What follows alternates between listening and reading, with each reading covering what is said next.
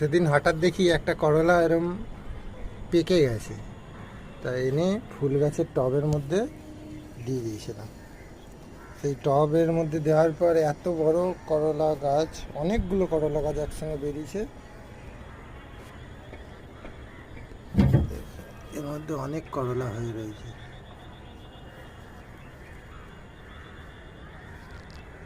করলা কোথায়?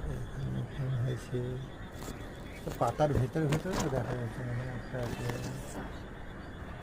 এখানে আছে,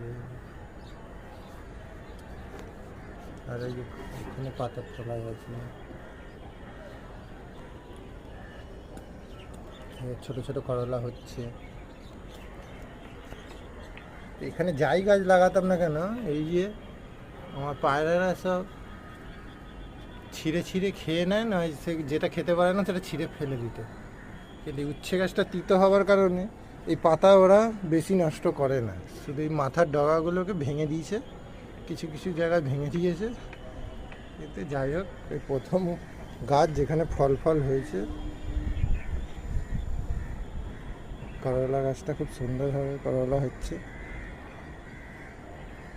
খুব ভালো লাগে দেখতে। দেখুন, আপনাদের ভালো লাগলে বলবেন যে কেমন লাগলো।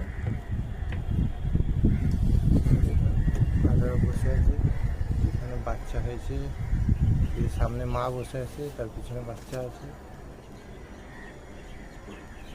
কেমন লাগ